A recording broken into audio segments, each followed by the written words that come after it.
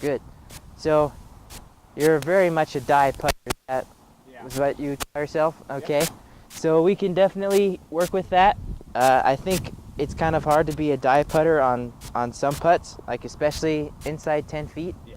I mean, as you get closer to 10 feet, I can definitely understand being more of a die putter. Yeah. But I think we definitely need to make sure that we have speed covered, and we hate nothing more than leaving a like an 8-footer or something like that short.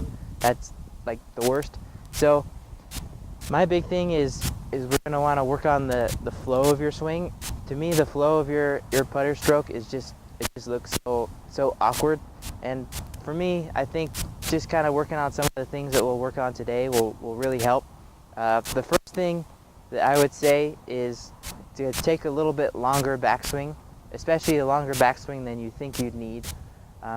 This can be kind of scary because we'll want to tend to decelerate, but I think you can get away with decelerating a little bit as long as you're, accelerating through the shot. So you can have acceleration and deceleration, but you can be accelerating at a decelerating rate, right? Right. Going back to physics, that was almost hard for me to say, but that's kind of the thing that I'm going to want to first work with you with, and the acceleration, or the backstroke is the thing that we'll work on second, but the through stroke is the thing that we'll work on first.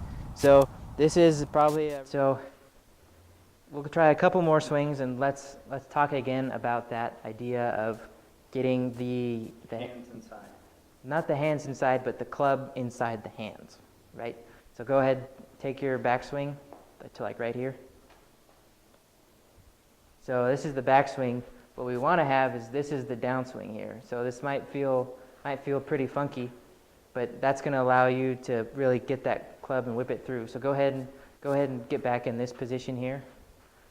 Okay, so if the club is here, try to turn through that thing, right? You feel like you have a little bit more on it.